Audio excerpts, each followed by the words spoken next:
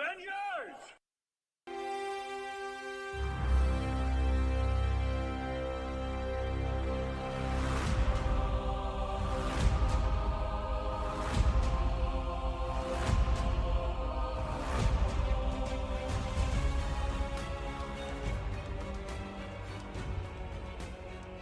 Welcome back, everyone, to another episode of Talking Smack, where we talk superheroes, movies, animation, comics, and much, much more. I'm your host, Josh Scar, and I am joined by a very lovely fellow replacing Alex for the week since he's off traipsing across Europe. I'm joined by the wonderful, the lovely, the handsome, the almost perfect in every way, Dan from Casting Views. Dan, how you doing? All the better for hearing that introduction. How lovely are you? No, that's your nickname, not mine. No, I'm doing very well, thank you. Glad to be back on this show. So Alex is traipsing around my neck of the woods here, is he? Yeah, I believe he's in Italy for a little bit, like the Rome area, and then they're gonna take a little cruise up into Iceland, if I remember his itinerary properly. He and his wife took their honeymoon to Iceland, so they're going to like Reykjavik and everything to kind of revisit and just relive some fun moments. Very nice, very nice. But yeah, no, good to be back here on Talking Smack. How are you doing? I'm doing all right. Busy, which I'm very grateful for you being able to take the time at the end of your day. It's weird for me because I'm recording not quite at noon my time, and it's just like no one's in the house besides me and the cats, and I don't have to worry about kids running around and screaming or potentially waking them up. If I want to, I could get very loud, but I'm not going to. I already did that when you came on the stream with me before we hit the record button. That's when the fangirl scream came out. Yeah, it's funny. I've literally just finished work, so I've ripped off one headset to put on another, and I've just shoved one computer over to the side to put the other one on. So before we get into today's topics, there was some news that happened this week, which again, we're recording on a Friday, which is rare for me. So we have a little bit of extra news from the news dump Friday. But we did have some interesting stuff happen earlier in the week. One of which was Nintendo not entirely announcing that the predecessor, the heir apparent, the predecessor is previous. The heir apparent, the follow-up system to the Switch, is pretty much confirmed without them saying it to be released in November 2025, since they said that it will be revealed within the next fiscal year, which Nintendo's fiscal year ends in March. So I think it's pretty safe to assume that November 2025 will be the Super Nintendo Switch or whatever. And I'm okay with that. Especially in a week where gaming news hasn't, or a couple of weeks actually, where gaming news hasn't always been the most, hasn't been the happiest favorable? of news. Yeah, favorable actually. Yeah. So at least there's that little nugget there. I can't say that I'm ready for the next generation of systems. I know everyone's always just waiting for the next one. In my time at GameStop, like I started when the Xbox 360 was at the end of its life cycle, just before the Xbox One followed up the 360. Yeah. I spent 3 years at that position at GameStop where everyone's just like, "Oh man, I can't wait for the Xbox 720. It's gonna be so great." And I was just sitting there annoyed that they're like assuming they know the name of it. But do you own a Switch, or have you had the opportunity to play one? I've played on one. I have honestly seriously thought about it, but I've never got round to it. But I think the Switch 2 could probably be the right time for me. I think I'm starting to have less time. I fancy something mobile, and I think, I don't see myself getting new hardware on the horizon anywhere else. So yeah, it feels like it could be the right time. I mean, not sorry, editor Josh, future Josh, fix it. But I mean, if you haven't looked into it, definitely look into the Steam Deck. Not a sponsor, but definitely could be, should be. Yeah. I was going to jokingly ask you, how many times have you played Mass Effect since we last spoke, which I believe was the Mass Effect 15-year anniversary episode. Do you know, which I know it. Well, I was going to say, it's funny. It's only the once, but I'm literally restarting it tonight. So Nice. Very nice. Because I know I kept you up to date. I think in like October, November, I quit cold turkey on what's Tears of the Kingdom, Legend of Zelda Tears of the Yeah. Kingdom. Like I needed a palate cleanser, so I was like, I'm gonna play Mass Effect because we're in the holiday season and Steam has it on sale for the Legendary Edition for $8. So I picked it up and played it on the Steam Deck, and it plays wonderfully on there. And I played through it like 4 times in between between October and I think like March or April. And the Steam Deck just makes it like you're not sitting down and enjoying it because I'm just trying to speed run it. I want to get to the stuff I want to play. But I still just enjoyed the hell out of it, and it handles wonderfully. The lifespan on the battery that I have, I could probably play for like a 4 or 5 hour session with Mass Effect running, and start charging by the end of the fourth or fifth hour. It was great getting those updates from you. Yeah. The only downside is I could not get screenshots. I don't know how to screen capture on there yet, without like completely interrupting the game flow. I will say that the biggest downside to the Steam Deck with Mass Effect is that if you have to pull up the side menu, not even like the home menu, but if you have to pause the game with anything within the operating system, it takes like 4 to 5 minutes for the game to properly Oh wow. play again Okay. from Yeah. there. So like you have to be ready to just stop and wait for a while. Yeah. Yeah. The other news we had this week, we got our first look at David Corenswet as Superman in the suit. Have you had a chance to see the suit Yeah, I yet? have. Yeah. Yeah. I've seen that picture. What did you think of the suit? Do you know, I didn't think too much. And not, no, it sounds negative. I didn't think, I didn't get as excited, I think, or as animated as some of the people on social media. I think it Sure. looks okay. It's just that, yeah, it's one image. It's got the iconic symbol on the shirt, on the chest. It's, He's got the red trunks. Like people have zoomed in on the crotch that is barely visible, and you can see that he's got the yeah, the trunks. cape. But yeah, I think there's bigger things in life to get worked up over. Yeah. And like there are obviously segments of the quote unquote fan base that are already saying like, oh, clearly this is going to be a flop just because we have a suit reveal, and people are getting upset that you can see rolls in the shirt and stuff, which it's clothing Yeah, that happens. Like you can see it in my yeah, shoulders right yeah, now. My arms are propped up on my desk. Oh no, it's not a skin tight yeah. suit. Like whatever will happen.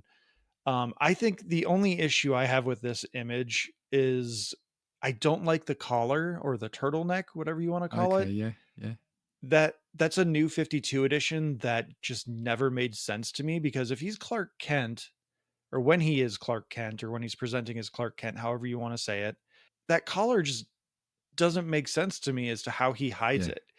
He's either always going to have to be wearing a collared shirt to hide it, or he's wearing a turtleneck, or he's doing something extra to hide it. And it just doesn't seem practical to me, because conceptually he's supposed to always be wearing the suit underneath. yeah, yeah. Unless you can't quite see it from that And picture, and unless he's got quite a long neck and it's hidden. yeah, yeah. And I mean the dude's 6'6", so who knows how they're presenting it. Or maybe they just do the Christopher Reeves spins in a circle and gets naked real quick and then changes, but no one sees it because he's so fast. I don't know. But people are creating faux controversy about this because he doesn't look like he's in a hurry, despite there being a giant death beam in the sky behind him. I do think the framing of that image is a little weird. Like he just kind of looks like, oh geez, I just got home. Like I gotta go back out again. He just kind of has that posture and look to him. And I think maybe if it's more like if it was a bright sunshiny day behind him and he is doing this and he's just getting ready to go for a flight, I get that. But it is presented in a way that it does look like he's like not interested in doing what he has to do. So I can kind of understand that. But again, there's no real context to this other than maybe trying to convey some kind of tone for the upcoming film. It's definitely an underwhelming image. It kind of looks like it could be from an ad in a magazine, like for some aftershave or something. But maybe the suit's looking quite battle worn. Maybe he's just literally sat down after a day of fighting, and now it's Yeah. kicked off outside. But I do love, like you were saying, how people extrapolate from one image the future doom of this film already. James Gunn has come out and said that this was taken on set by a professional photographer. Like everything that you see in frame is lit and Yeah, is something from the set of the film. It's not something that they staged to do some kind of suit reveal. Like, this is supposed to convey a little bit of the film as Yeah. well. There is something off about it, but it's a suit reveal. Like, that's the main thing, is we see the suit, we see the guy in the suit, and it looks great. I will say that even with the collar, the turtleneck, whatever you want to call it, it looks like a really good suit, and I'm excited to see what it looks like in motion and what it looks like in the film, and hopefully we get the trailer this July. But if you're making a big deal about it, the suit reveal, and just like trying to extrapolate as much information from this one image as you can, I think you're really grasping at hairs, and you're grasping at straws, whatever the turn of phrase is. It's just the only thing you're supposed to take away from this is that's the suit. Yeah. Yeah. When I first heard, It's a good suit, in my yeah, opinion. when I first heard all this uproar, I thought, have they changed the colours? Have they got rid of the cape or something? Have they done something? Have they tried something quite bold and daring? But that's the Superman suit. Yeah, I agree. It's the controversy is mostly from Zack Snyder fans saying that it looks like a bad Right. suit, which you mentioned. It's colorful, it's blue, it's red, it's got the yellow. It's a Superman suit. Yeah. And compared to what Henry Cavill wore in Man of Mm, Steel and mm. Batman v Superman, the colors at the very least are what you want that suit to be. Henry Cavill's suit was almost black, like it was a Yes. really Yeah. dark Yeah. navy. Like it's the navy on the sleeves of my shirt. That's blue. Like, that is big boy blue Yeah. Superman. So that's it for the news for this week that I really wanted to talk about. We're going to go hear from our friends over at I Hate It, Let's Watch It. And when we come back, Dan and I are going to do a tier list for superhero or I should say comic book movie character portrayals. So we'll be right back. Hi everyone, I'm Lisa. And I'm Dawn. And if you've ever watched a TV show and thought to yourself, oh my god, that season finale plot twist was absolutely bonkers, Or seen a movie and thought, wow, I need to talk to somebody about this train wreck immediately. then we think you'll fit right in with our podcast, I Hate It, Let's Watch It. We watch TV shows like Riverdale and Emily in Paris. And movies like Deep Water, Killer Sofa, Rubber, and Deadly Illusions, and we give them the total rinsing they deserve. It's basically group therapy for movie masochists. So come check us out wherever you stream podcasts. And we're back. I'm going to click my screen share here so Dan can see the tier list that we create.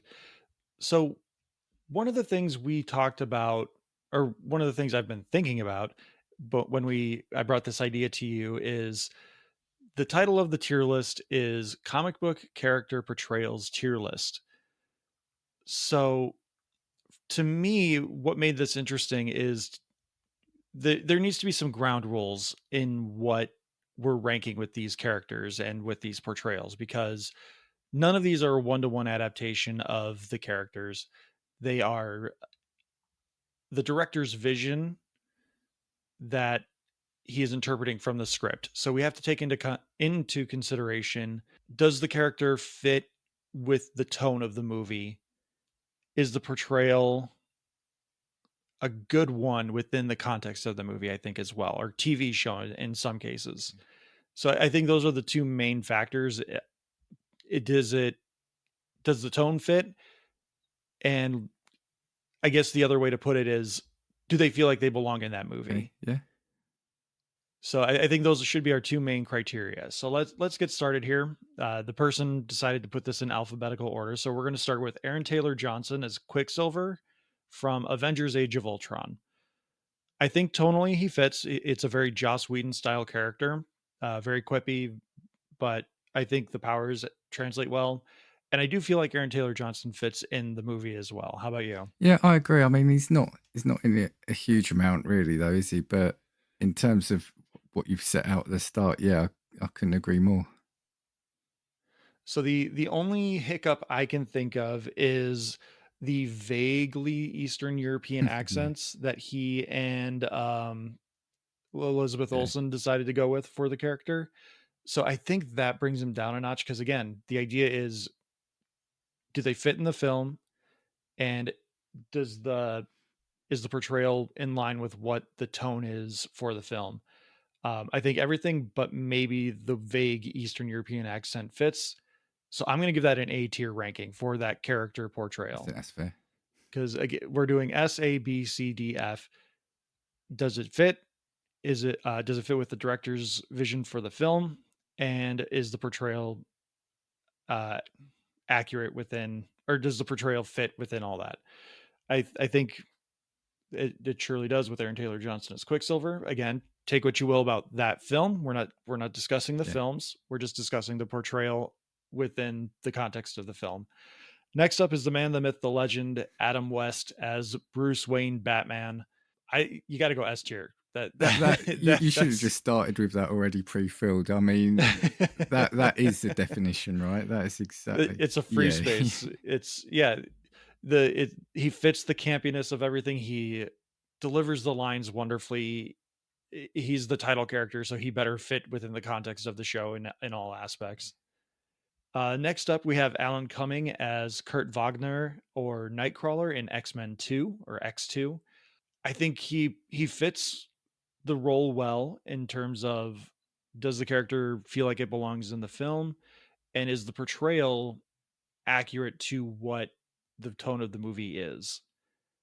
I think that's another S tier performance and portrayal given our context. Yeah, I was going to say, and for me, he's one of, even I'll say in our house, because my wife, she's not really a superhero movie watcher really, but when we watched that, that was probably our favorite character in those films.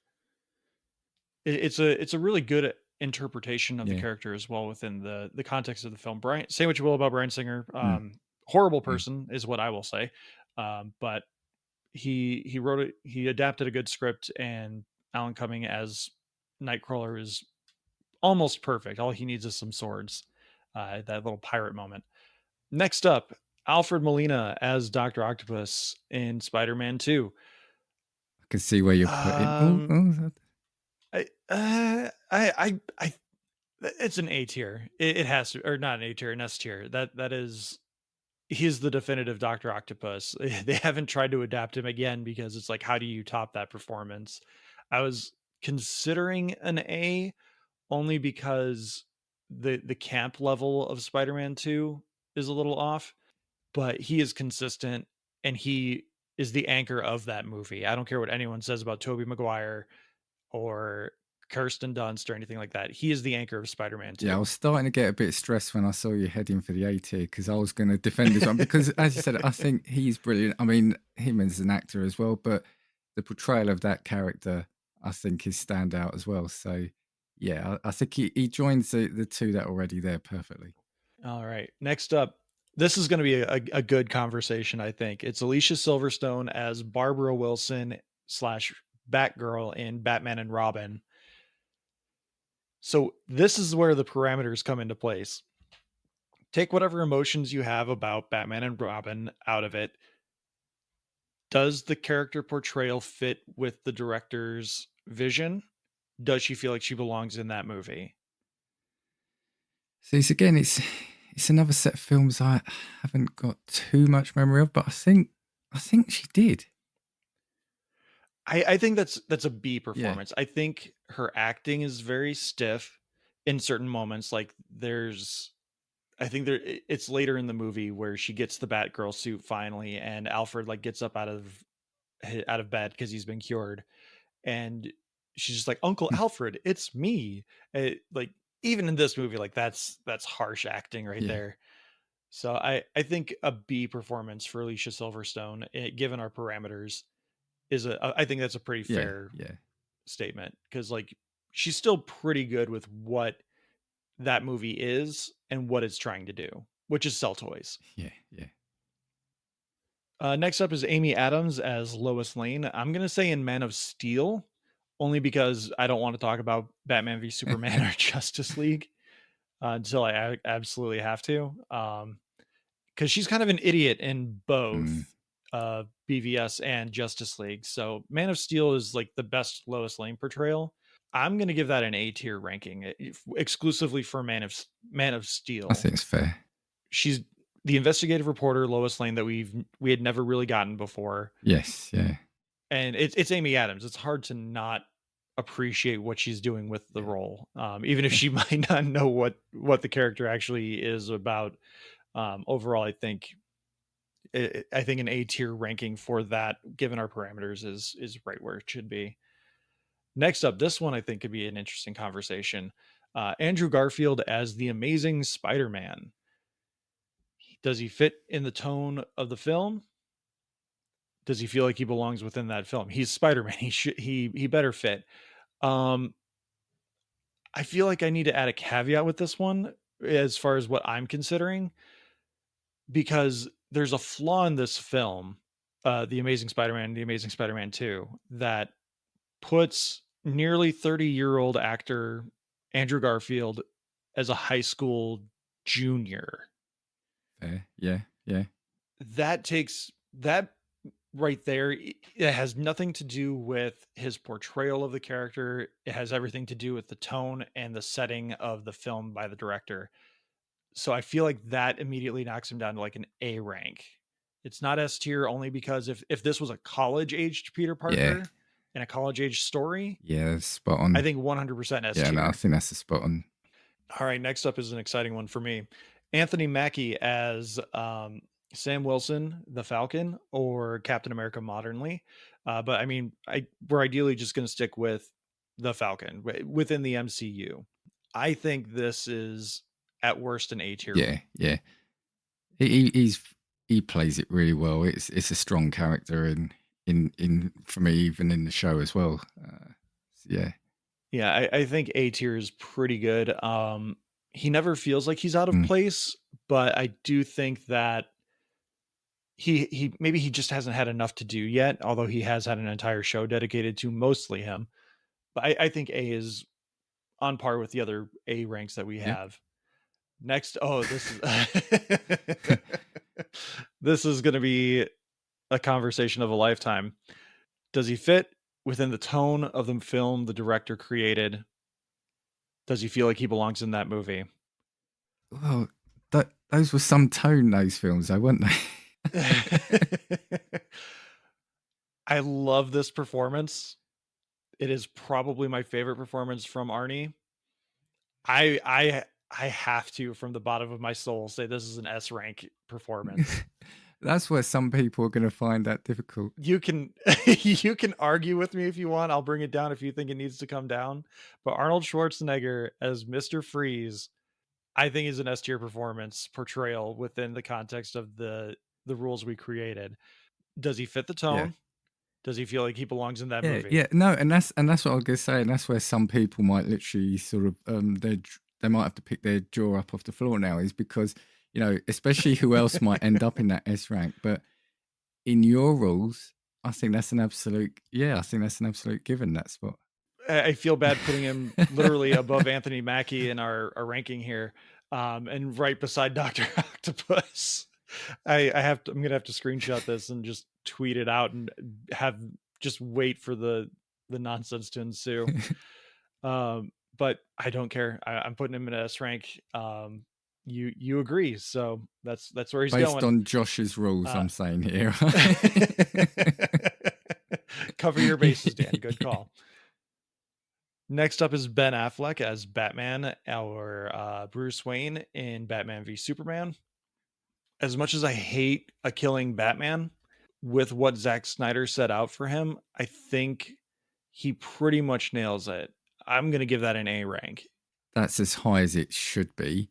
I think so. Yeah, when I saw the picture, in my head I was toying, is it a B? But then if we're going for the tone of that film, and again do you know what? No, he does a lot of the Bruce Wayne mannerisms really well. He's playing an older Bruce Wayne. He's playing an edgier Bruce Wayne because Zack Snyder likes his edge. Other than the whole killing Batman thing, like, I do think it is a really good performance. Like, Ben Affleck was bought into it. It fits the tone of the movie. He doesn't feel like he's in portraying a different character in a different movie. I think he fits every notch in our rule book. It's just there is a little bit of a bias against the actual final product of the film, but we're not talking about the films. We're talking about the character portrayals within the film. And I guess, as you said, Bruce Wayne, he's a good Bruce Wayne.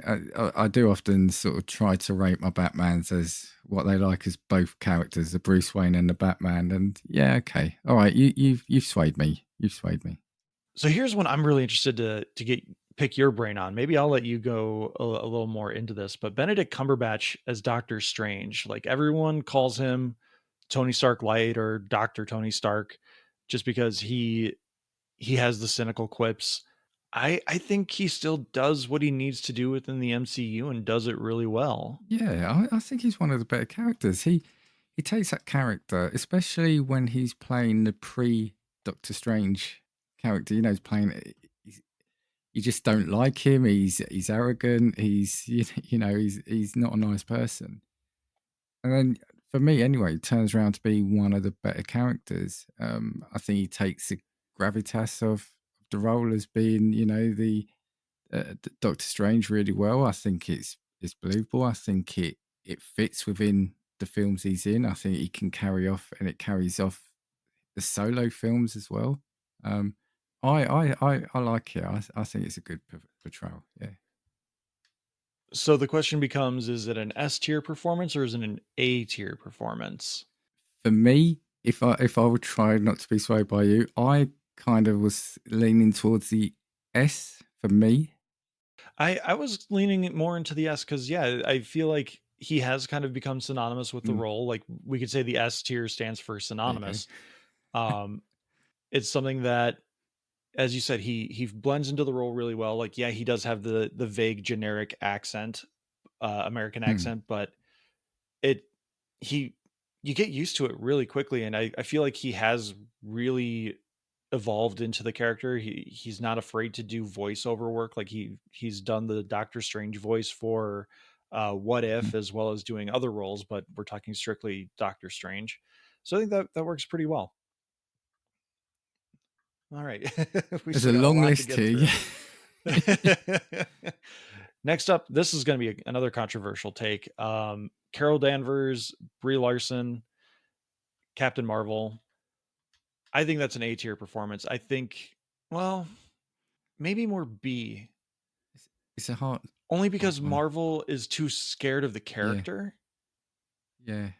I think it has nothing to do with Brie Larson's performance. I think she has done really well. I really loved her performance in the Marvels.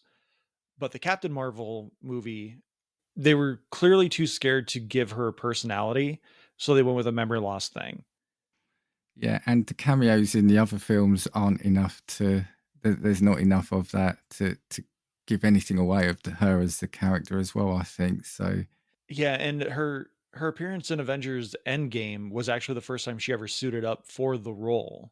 So she was still trying to figure out who Carol was, and then her next movie is, I have amnesia. I don't know who I am. Yeah, so I agree with you, not because of her, like, as you said, her performance itself, but just on how they've used the character. Absolutely. Yeah, I think she 100% fits in with the Marvels, but it relies on the development that happens throughout Captain Marvel at the very least, and then Endgame, she's just a glorified cutscene. I think B is, I think it's a little harsh, but I don't feel like it goes up with A yet. As much as I love Brie Larson and the character, and Brie Larson in the role, I feel bad, but it's not about feelings. But this next one is all about feelings. Chadwick Boseman is T'Challa, Black Panther. He's S tier. We don't need to go in any further. He is S tier. He is synonymous with that role. Next up, S tier. I'm not even going to discuss it. Chris Evans is Captain America. To me, he is what Christopher Reeve is with Superman. Yeah. Like, he just embodied Steve Rogers so perfectly once he got rolling with the character. Next up, Chris Evans again as Johnny Storm, the Human Torch. We're getting into Fox doesn't know what to do with the characters. Fox doesn't know how to tell a good story with these characters. And so it's a weird blend of camp while also trying to emulate a little bit of the X-Men movies. And the performances just don't match up. I think it's a C performance. I think he made a good Johnny Storm, but none of the characters ever felt like they were in the same movie at the same time. Yeah. This one I think we can discuss a little bit. Chris Hemsworth as Thor. He's really the only guy to portray the character, and if we're talking consistency as well, it's not entirely his fault, but he has had some wildly inconsistent portrayals as Thor, namely Thor the Dark World and Thor Love and Thunder. And then also you have the transition from Thor Ragnarok into Infinity War, where it's just complete tonal whiplash. Even so, I think it's an A-tier performance. He's very close to being synonymous with it, but the inconsistency with the quality of the portrayal is bringing him down a little bit. Yeah, no, spot on. Couldn't disagree. Here's another. Chris O'Donnell as Robin in Batman and Robin and Batman Forever. I think that's a C tier. Yeah. Wouldn't argue for higher. Batman Forever really just, it was transitioning into camp, but it didn't get there right away. But they really just let Chris O'Donnell be Chris O'Donnell. So there were times where he felt like he was in a different movie, especially the karate laundry scene. This one I'm going to be a little controversial on. Chris Pratt is Star-Lord, Peter Quill. I think that's a B or a C tier. Oh, really? You think? I don't think he's really synonymous with the role of Star-Lord. I think he's kind of upstaged by his other co-stars. But we are talking about the director's vision and tone. So he does fit James Gunn's tone, and he does fit James Gunn's scripts really well. He does feel like he belongs in those movies. Is it A? Maybe. Like you said, I see he fits the films. I think it's a case of him. It's him being himself in a superhero film. Again, it feels like that sort of comedy character. I think it also the thing that works for him is that Star-Lord isn't necessarily a very common character on the screen anyway. So yeah, and I mean, from the comics and other interpretations with like Avengers Earth's Mightiest Heroes, Star-Lord is much more stoic and straightforward. So they added a big character in him with Chris Pratt's charisma. I think A is as high as it could go, just because again, he never feels like he doesn't belong in the films. It's not part of the criteria, but I do feel like he can be a little grating at times, which again, that's more script than it is anything else, because like even just his introduction in Avengers Infinity War, there's that moment where Rocket, Star-Lord and Gamora are having a conversation about going to rescue Thor's SOS beacon, and Rocket's like, oh, we can go steal their stuff, and Star-Lord goes bingo. I'm like, that's unnecessary. And for me, it feels like the other characters held their weight or held their own when they were with the other characters more so than he did. And he just kind of let his Chris Prattisms get a little too wild, I think. All right, next up, this is A or S. It's Christian Bale as Bruce Wayne Batman. For me, I'm saying S. For me, S. I can be swayed to S. The only complaint I have about Christian Bale as Batman is the voice. The voice, especially going into The Dark Knight, The Dark Knight Rises, it does feel a little ridiculous. I'll allow you to talk me down on that one, actually. I guess so. But does it affect it? Does it affect the immersion? I think only at the start. Maybe I think once you get into it, I think you do get used to it. He's just a very aggressive Batman, right? It works in Batman Begins. Like he goes just more into like a little raspy. Like he just brings it down and just gets a little raspy. And then I think he just saw everyone responding to the swear to me. And then he's like, maybe I should just talk like that the entire time. But then he's probably better than Tom Hardy's Bane in the final one, so he probably wins out there. So he could probably stay up there, right? I think S tier is pretty good. I think, A is as low as that goes, but I think S tier is, he never feels like he's not in that movie. No. Next up, Christopher Reeve as Superman. That's S tier, no pun intended. He encapsulated that role so well. There's that meme or just trope, if you will, going around of when he transforms and he just props himself up and he changes his posture to show Lois that he's Superman. He and Richard Donner just understood the character even before the 80s and 90s kind of added more to what differentiates Clark and Superman. He just had it. Yeah. And he's the Adam West of Superman, right? He's In a more serious way, yeah. yes.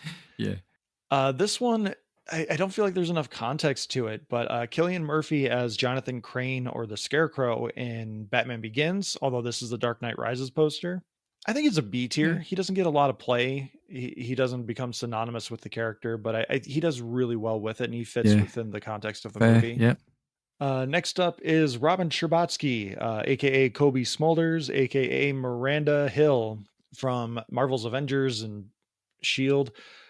This is another one where we just don't get enough time with her, but I don't ever feel like she's not part of the MCU. Yeah.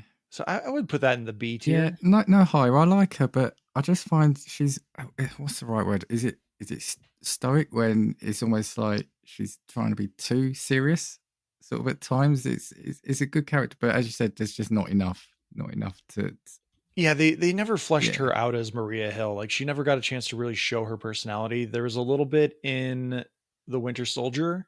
She had a glorified cameo in Age of Ultron, but her biggest play was in Avengers and then also in Secret Wars.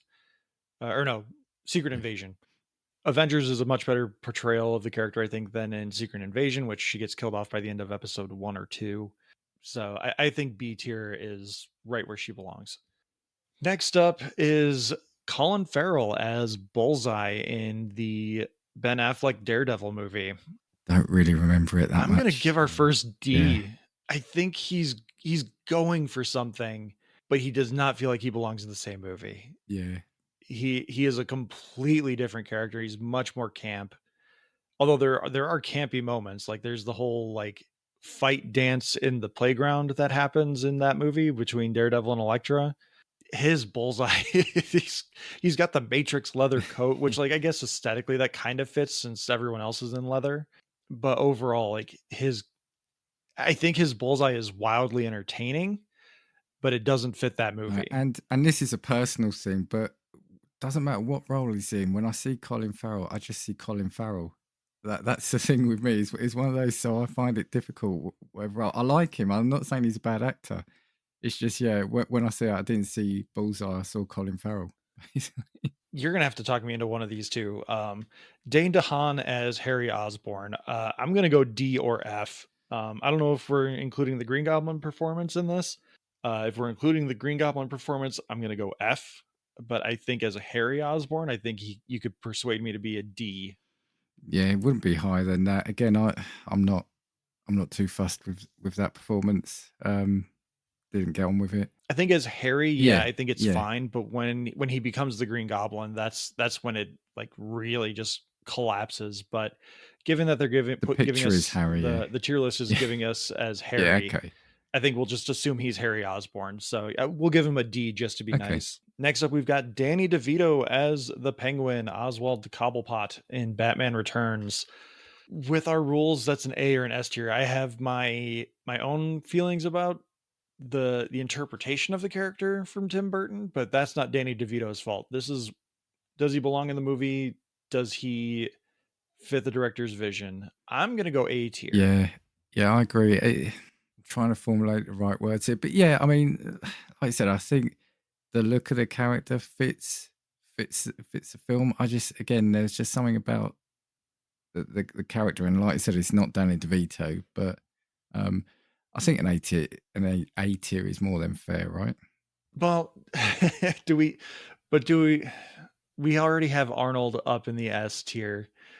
Do I go do a big retcon and maybe bring him down? Because I don't know that we added the synonymous stipulation there. I don't know other than it's more infamous than it is synonymous. Well, for me, I feel the Arnie performance felt far more in keeping, and seeing one of the other classic Batman villains when I saw you scroll up earlier, that would be an auto S. For me, this one just feels more natural in A. I mean, if it went up to an S, I wouldn't be upset.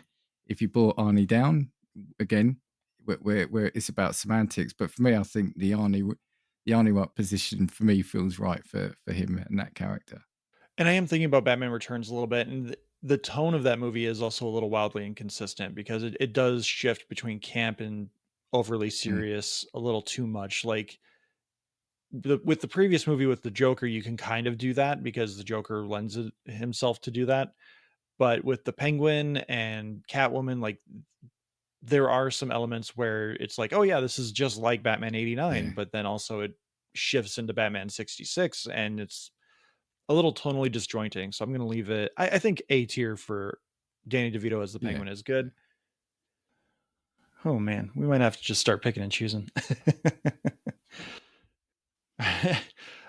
So as fun as this conversation has been, we just took a quick moment to go through and see what else we've got going on here. And I think for what is not a video that we're creating, this might not be the most interesting conversation in terms of like where's everything.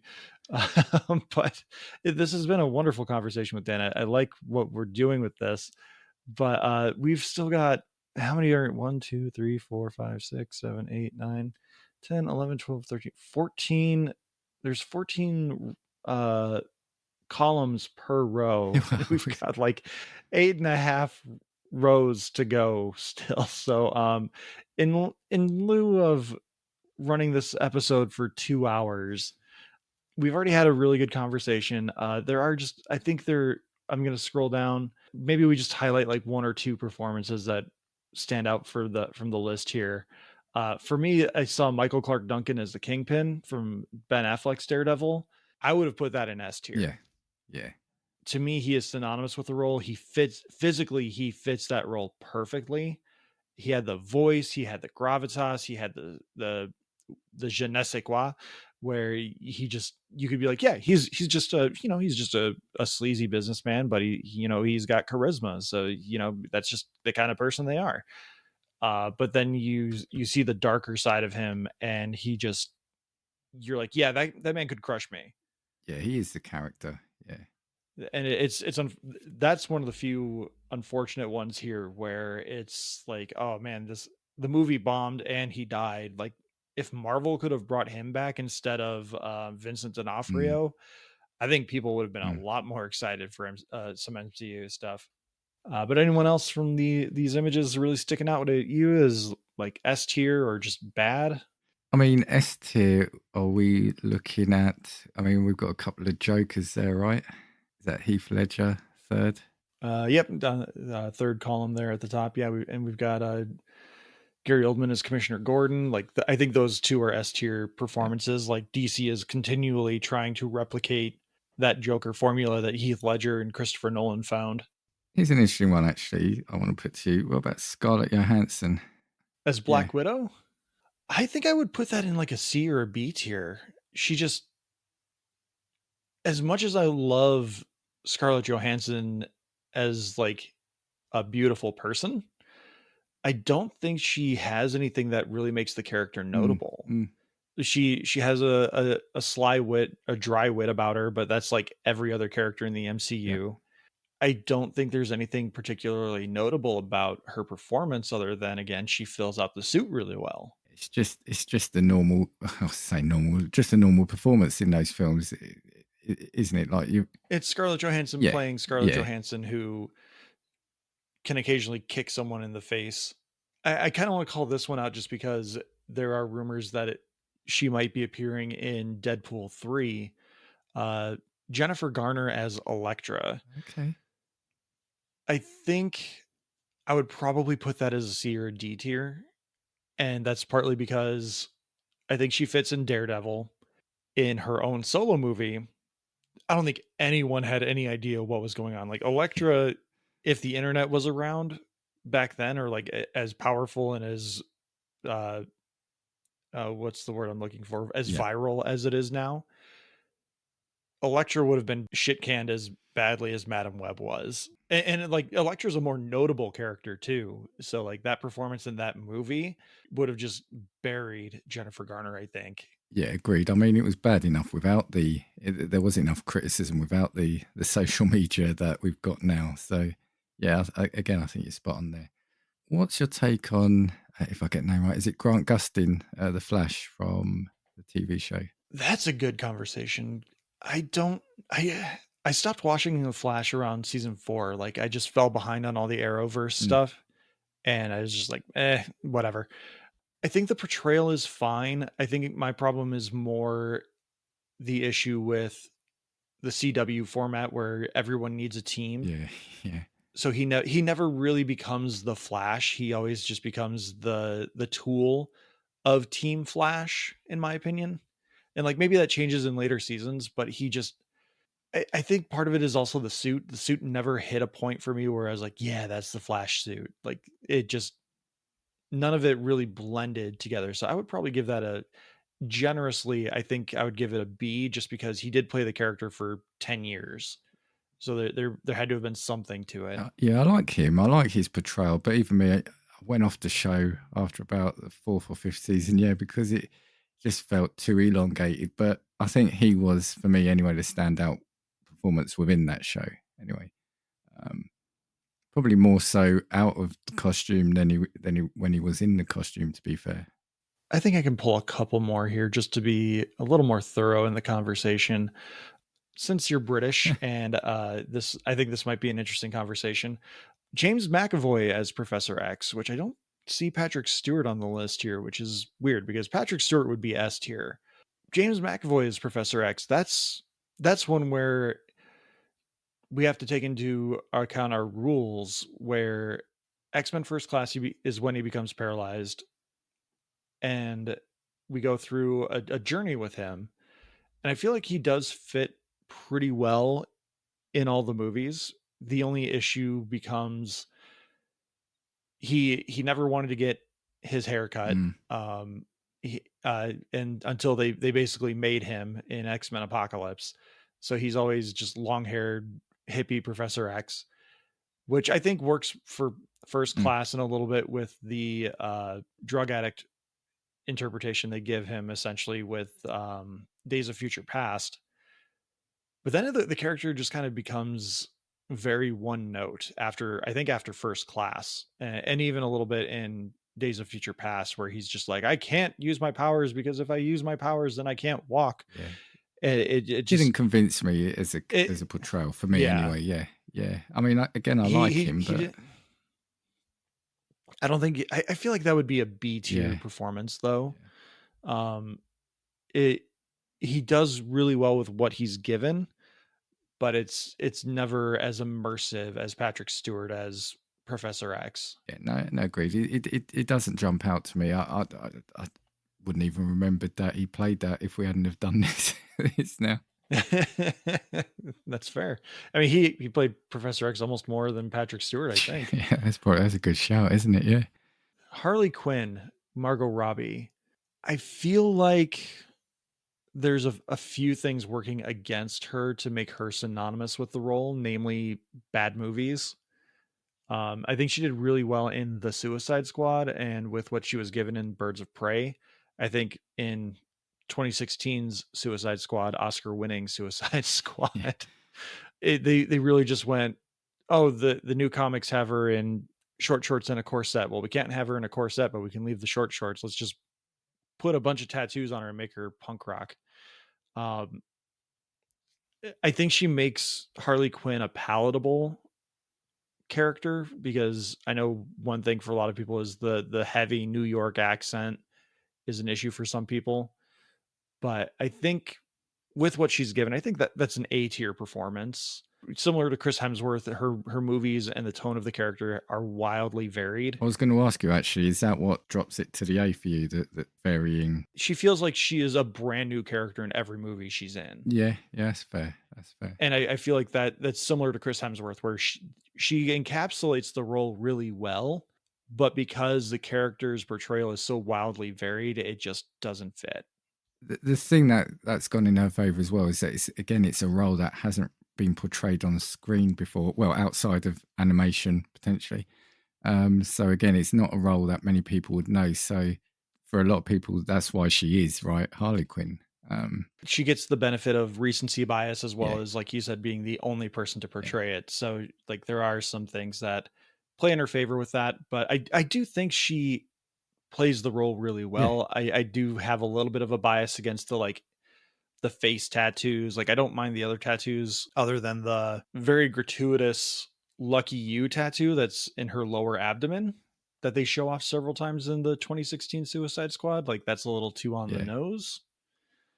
But overall, I do think that's an A tier performance. I don't think it's S tier only because I feel like someone could come down the line and just knock the performance out of the water, but that also is reliant on script.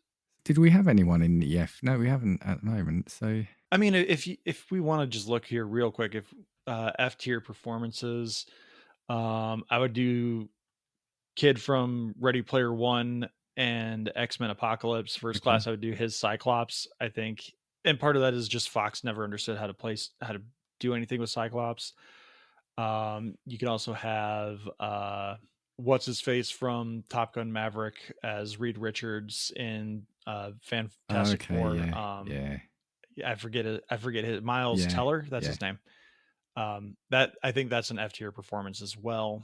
Sansa from Game of Thrones as Jean Grey, that's F tier. I mean, the thing that these have in common is these are late stage Fox movies, and they just were throwing everything against the wall. They had no idea what's going on here. But at the same time, you have Quicksilver, Evan Peters, that's his name. I think he might be S tier. Like their portrayal of Quicksilver in those movies, even with the limited screen time he has, just like those speedster moments that they have are just so good, and he plays them really well. Like the breakout scene in Days of Future Past where like someone spilled their coffee and he just runs by and takes a quick little sip. Just perfect.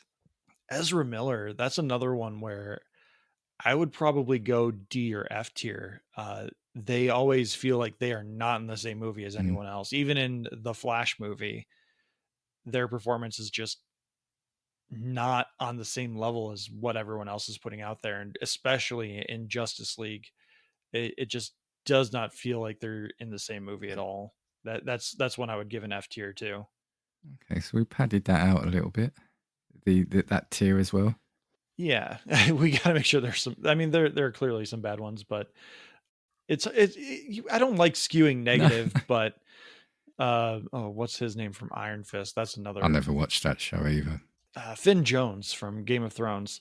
That was just completely miscast. Like he apparently did not want to train to do any of the fight choreography. He was just like, I'm here for a paycheck. I wanted to be in a superhero something or other, and let's just do this. So Finn Jones is another one that I would give an F tier to. He just never fit into anything that the Netflix Marvel shows were doing. Let me throw one more at you then, just because it's jumping out here. Jim Carrey, Riddler.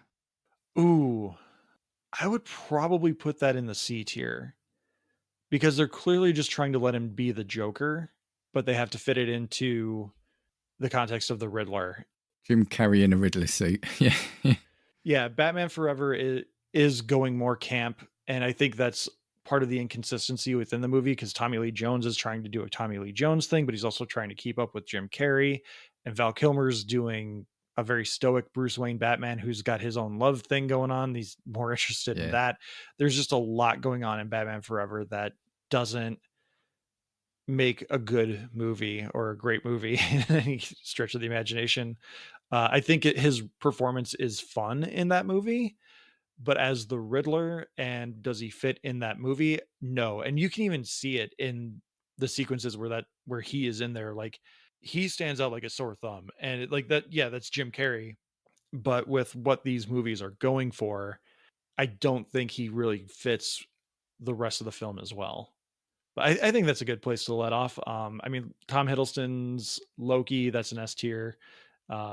There are obviously a bunch of these that we have not touched on, but I'll put the link for the tier list in the episode, and I'll get a screenshot of what we have here just to maybe get some engagement. Let's just get that real quick here. Well, Dan, this has been a lot of fun.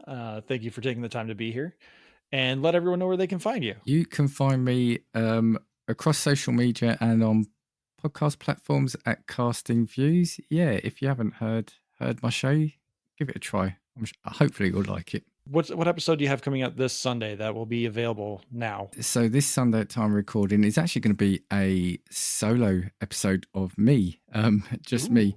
And I am talking about doppelgangers and mistaken identity. So, yeah. Yeah, and in it I share quite a You texted me not that long ago about how you saw someone at your work or on your way to work where you're like, Josh, are you Do in you know London? what? I should have mentioned that. And I remember asking people at the time about some, but yeah, there was a guy who was your exact doppelganger. And the funny thing was, I'd only just sort of known you for a short time at that period as well. All right, everyone. Well, thanks so much for taking the time again, Dan. And we are going to start playing the outro music as soon as I can find it because editing is fun. But before we do that, Dan, as you well know, we are closing in on episode 150, and people can submit their superhero SmackDown fight suggestions to us, where they can be entered in for a chance to win a Steam copy of Marvel Midnight Suns. So all you have to do to get entered is send us a submission at tsmackpod@gmail.com or use the hashtag Talking Smackdowns, SMACDOWNS.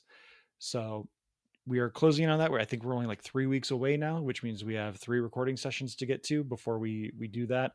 It's going to be a big one. We hit over 30 submissions at this point. So it's going to be a fun edit, and it's going to be a little time consuming, but it's going to be fun. Do it, take part. I really like that game, by the way. So yeah, get into it to win it. Don't forget to join our Discord. The link is in the episode description. You can find us on all of our social media platforms at Talking Smack Pod. We're on Blue Sky, Instagram, Threads, Hive Social, Post News, Facebook, YouTube, TikTok, and Lonnie's website. Again, email us at tsmackpod@gmail.com for your thoughts, questions, reviews, and Talking Smackdown suggestions. Thank you to Leo Allen for the musical themes you're hearing now, Beppo for our original avatars, Retro Ale Studios for our Ricky avatar. Please like, subscribe, rate, review on your podcatcher of choice. And for your review, all you have to do is let us know if you'd rather watch Madam Web or listen to the podcast. Thank you, Dan, for being here again. And thank you, dear listener, for taking the time to listen. Please take care.